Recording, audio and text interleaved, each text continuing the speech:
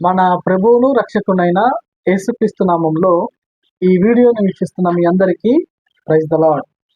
ఈరోజు మనము లెంట్ డేస్లో 11th డే అంటే 11వ రోజుకి వచ్చాం.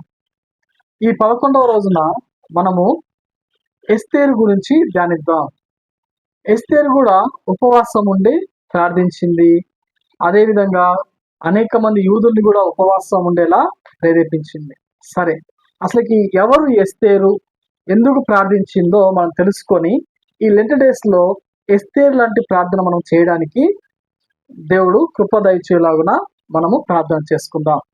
సరే, ఒక రాజ్యంలో అంటే అహష్వేరోషు అనే రాజు కాలంలో ఆ రాజు తన దగ్గరకి ఉన్న రాణికి బదులు వేరొక రాణి ఉండాలి అని చెప్పి ఆ దేశంలో ప్రకటిస్తారు. అనేక మంది కన్యకలు వస్తే ఆ యొక్క టెస్ట్లో ఎవరైతే పాస్ అవుతారో ఆ యొక్క రాజు ఎవరి మీద అయితే కనికరపడతారో ఆమె రానివద్దనమాట.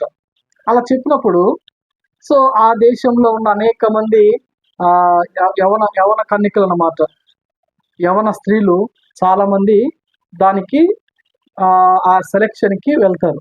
అందులో మొర్దెకై యొక్క కూతురు, ఒక విధంగా చెప్పాలంటే ఎస్తేరు మొర్దెకైకి పినతండ్రి అంటారు బైబిల్ ప్రకారం. ఆ విధంగా మొర్దెకై ఈ ఎస్తేరుని కూడా తీసుకుని వెళ్తాడు. అక్కడ తీసుకెళ్ళిపోయిన తర్వాత అక్కడ అనేక మంది ఆ యొక్క కన్యకలు ఉన్నప్పుడు ఎప్పుడైతే ఈ యొక్క ఎస్తేరు ఆ యొక్క రాజు దగ్గరికి వచ్చినప్పుడు, తన వంతు వచ్చినప్పుడు రాజు చూసిన వెంటనే ఆమె మీద కనికరపడ్డాడంట రాజు. రాజుకి ఒక తెలియని కనికరము, ఒక తెలియని ఇది పుట్టేసి సరే తననే ఒక రాణిగా ఎంచుకోండి అని చెప్పి చెప్తాడు. అలా మిగతా వాళ్ళందరూ వెళ్ళిపోయిన తర్వాత ఈ యొక్క ఎస్తేర్ని రాణిగా చేసినట్లుగా మనం చూస్తాం. ఇది ఇలా ఉన్నప్పుడు కొద్ది రోజులకి ఏమవుతుందంటే ఆ రాజ్యంలో కొంతమంది యూదుల్ని ఏ విధంగా సంహరించాలి అని ఒక ప్లాన్ చేసి యూదులందరినీ చంపేలాగున ఒక శాసనాన్ని తయారు చేస్తారు. ఎందుకంటే ఆ రోజుల్లో ఆ యొక్క రాజ్యానికి ఫస్ట్ నుంచి అంతే, ఐగుప్తులకి ఇశ్రాయేల్ ప్రజలకి పడదు, అమోరీలకి అదేవిధంగా అమాలేకులకి చాలా మందికి పడదు అక్కట్లో. ఎందుకు అంటే వీళ్ళు యేసయ్య బిడ్డలు, దేవుని బిడ్డలు, వీళ్ళు ఎప్పుడైనా సరే మన రాజ్యానికి వీళ్ళు ఎంతగానో ఏదైనా చేస్తారు, వీళ్ళ యొక్క సంతానం పెరిగిపోతుందని చెప్పి ఏదో ఒక రకంగా ఫస్ట్ నుంచి ఇశ్రాయేల్ మీద లేకపోతే యూదుల మీద చాలా కఠినంగా ఉండేవాళ్ళు. అదేవిధంగా అహష్వేరోషు రాజు కాలంలో కూడా అక్కడ కొంతమంది ఏం చేశారంటే వీళ్ళని నశింప చేయాలి యూదుల్ని అని చెప్పినప్పుడు ఆ విషయము ఎవరికి తెలుస్తుంది ఫస్ట్ అంటే మొర్దెకైకి తెలుస్తుంది. వెంటనే మొర్దెకై ఏం చేస్తాడంటే ఒక వ్యక్తితో సమాచారాన్ని ఎస్తేరు దగ్గరికి పంపిస్తాడు. ఇదిగో రాజాజ్ఞ ఈ విధంగా వచ్చింది, నువ్వు వెళ్ళి రాజుతో మాట్లాడు, యూదులు మంచి వాళ్ళు, ఆ యొక్క శాసనాన్ని చేయొద్దు అని చెప్పి వెళ్ళి మాట్లాడనప్పుడు ఎస్తేరు చాలా క్రిటికల్ పొజిషన్కి వస్తుంది. ఇదే మనము ఈరోజు గమనించాలి. ఈ యొక్క ఎస్తేరు ఎలాంటి పొజిషన్లో ఉంటుందంటే ఆ రోజుల్లో ఒక శాసనం ఉంటుంది, రాజు దగ్గరికి ఎవరైనా సరే అనుమతి లేకుండా వెళ్తే, రాజు అనుగ్రహం లేకుండా రాజు దగ్గరికి వెళ్తే వెంటనే వాళ్ళని మరణశిక్ష విధించే విధంగా ఆ యొక్క రాజు ఆజ్ఞలు ఉండేదన్నమాట. ఎవరైనా సడన్ గా రాజు దగ్గరికి వెళ్ళినప్పుడు రాజు దగ్గర ఒక దండం ఉంటుంది, ఆ దండాన్ని అలా చూపించినప్పుడు వాళ్ళు మాత్రమే ఉండాలి. అలా చూపించకపోతే వాళ్ళు ఉంటే మాత్రం వాళ్ళని మరణశిక్ష వేసేవాళ్ళు. అంతటి భయానకంగా ఉన్న పరిస్థితుల్లో ఇప్పుడు ఎస్తేరు రాజు ఆజ్ఞ లేకుండా వెళ్ళాలి రాజు దగ్గరికి. ఎలా వెళ్తుంది? భయపడుతుంది.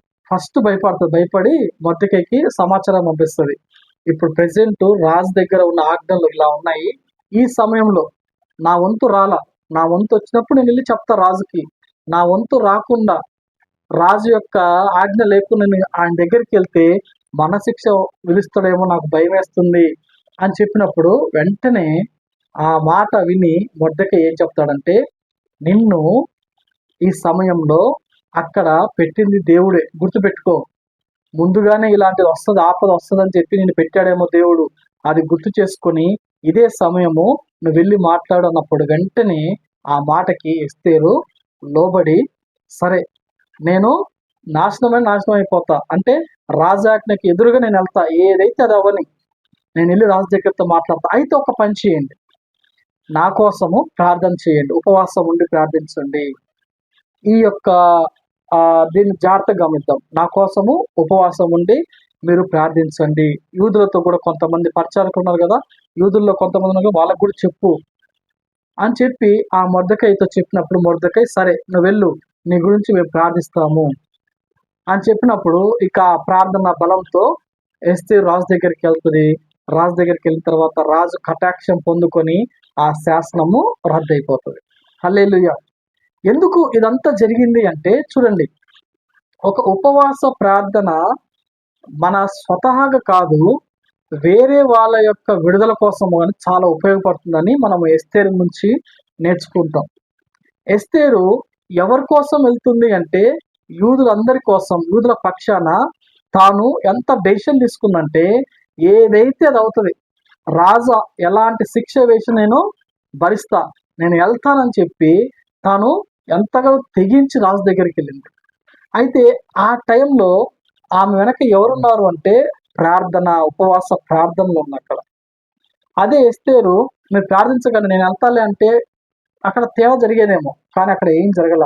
ఉపవాసం ఉండడం ద్వారా చూడండి రాజు ఆజ్ఞ సైతము ఆగిపోయింది. మనం కూడా అంతే.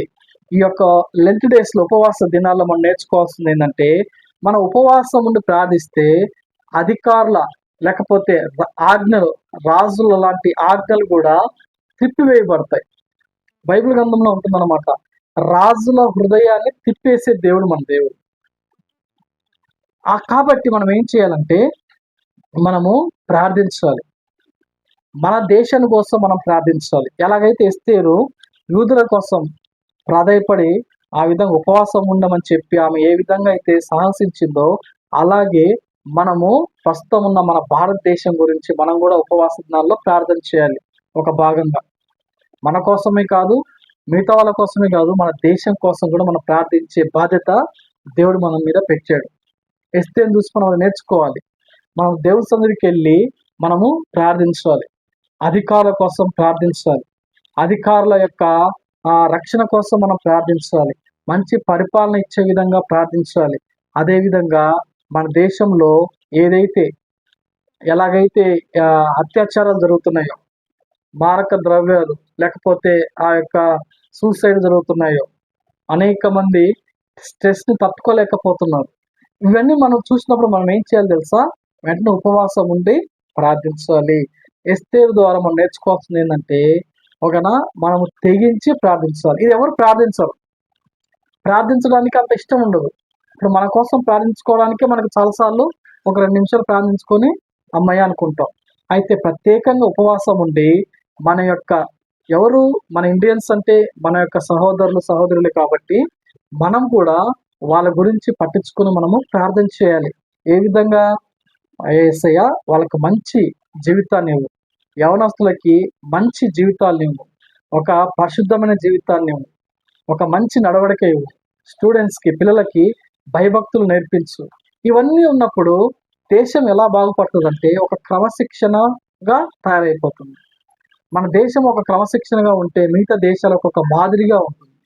కాబట్టి ఆ విధంగా ఉన్నప్పుడు మన యొక్క పౌరులు కావచ్చు, లేకపోతే మన కోసము బార్డర్లో పనిచేస్తున్న సైనికులు కావచ్చు, అధికారులు కావచ్చు, పోలీసులు కావచ్చు, డాక్టర్స్ కావచ్చు, టీచర్స్ కావచ్చు, ఇంకా ఎవరెవరు ఏ వృత్తులు ఉన్న వాళ్ళందరూ ఒక డిసిప్లిన్గా వచ్చేస్తారు. దేవుని నామానికి మహిమ కలుగుతుంది. అంతేకాదు దేవుడు దేశాన్ని ఒక ఉన్నతమైన స్థితికి తీసుకెళ్తారు. కాబట్టి ఆ విధంగా మనము ప్రార్థించాలి.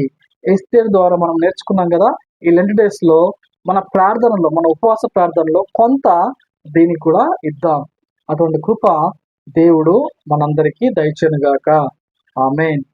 ఈ వీడియో మొట్టమొదటిసారిగా మీరు చూస్తున్నట్లయితే నా ఒక రిక్వెస్ట్ ఏంటంటే ఈ వీడియోను షేర్ చేయండి, లైక్ చేయండి, సబ్స్క్రైబ్ చేయండి. ఎందుకంటే ఇలాంటి వీడియోలు మరిన్ని మీ ముందుకు రావాలంటే ఇది ఎంతగానో మాకు ప్రోత్సాహకరంగా ఉంటుంది. కాబట్టి దయచేసి సబ్స్క్రైబ్ చేసి షేర్ చేయాల్సిందిగా కోరుకుంటున్నాం. అందరికీ ప్రైజ్ ది లార్డ్.